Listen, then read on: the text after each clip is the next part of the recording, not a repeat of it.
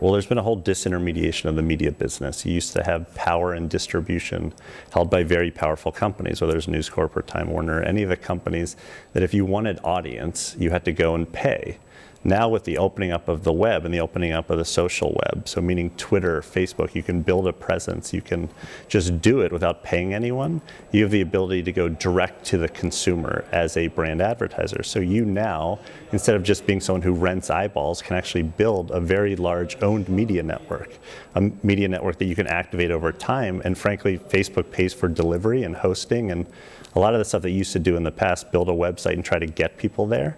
You can build that same experience where your consumers are actually hanging out. And I think that that idea that the brand can be a publisher to millions, tens of millions, even hundreds of millions over time totally changes this idea of media where branded content that is expensive to produce is underwritten by advertisers, and some will continue to exist. TV, magazines, the best content will exist.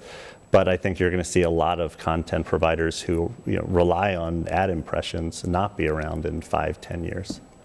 So how does that content get consumed? It's not guaranteed, is it? Or is it? Or how does So it's that not work? guaranteed. I mean, the great thing about social is it's all opt-in. So you can launch a page if you're Coca-Cola, and you launch it with zero. Then you have to track people. Now you can pay for people to show up, or you can just publish content and use your other media outlets to drive it. So on TV, go to facebook.com/Coca-Cola.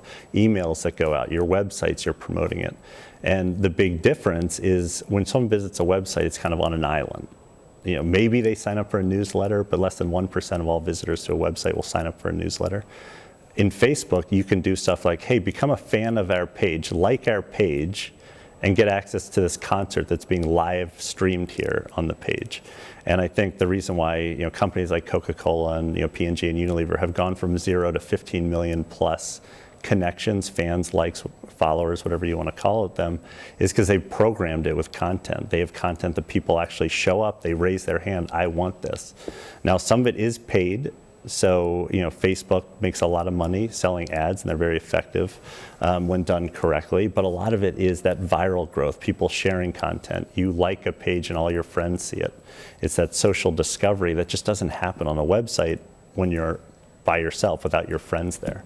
So how big are your efforts in the overall Facebook ecosystem? Yeah, so the Buddy Media platform is by far the dominant enterprise management system for Facebook. So we have 8 of the top 10 global advertisers on the platform using it across their organization, whether it's Unilever or Starwood, 1,000 hotels, all 9 of their brands, Coca-Cola, P&G, companies that need an enterprise system to control rights, to do rights provisioning, to do granular publishing of content. One person can control the Turkish page, another person can control the US page. So there's a whole level of kind of needs that businesses need that aren't built by Facebook, which is what we do. So at the end of the day, the platform is the platform of choice for Facebook and the largest brands in the world, but it comes down to content, it comes down to strategy.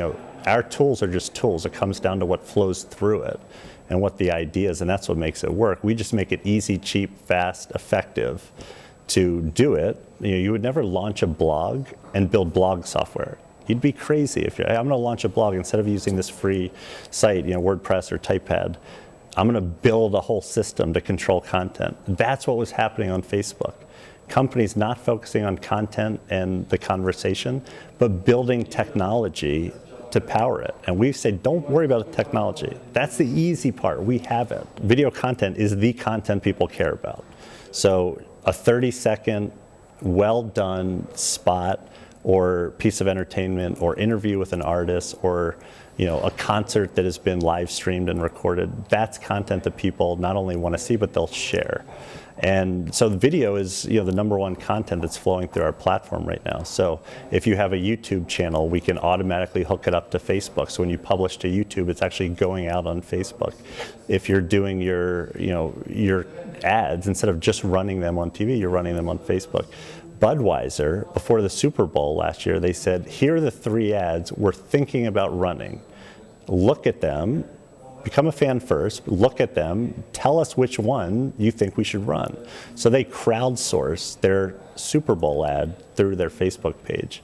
And I think that it's nothing secret. It's just the idea that people don't like to read. Reading is hard, watching is easy. That's why YouTube and Vimeo and all these sites do so well. And we just make it easy to take your content and distribute it through the social graph, which doesn't really exist at YouTube. If you get it to the right person on Facebook and they like it and share it, you now have reached 1,000 people that you wouldn't have reached otherwise. Tell us about the fundraising round. You guys just closed the round. Tell us, about how much, where it came from, and what you're going to use the proceeds for. Yeah, so a year ago we had 30 people. We now have 100. The bigger we've got, the more profitable we got. We realized that it was a great space. Companies needed this technology. Companies needed to go even more into social. So knowing it's going to be competitive, I went to the board and said, I'd like to raise a little more money. I know you think we don't need it, but we need to build out Twitter and new products and innovate. And so we went to market, and there we had a lot of interest because of the space and our growth of the business. And we decided to raise money from IVP, so Institutional Venture Partners. They put in IVP and our current investors, all of our current investors also invested, put in $23 million. And then WPP looked at about 15 different platforms. So social platforms, listening platforms, Facebook management systems, Twitter systems, and selected Buddy Media as a relationship that they valued and wanted to do.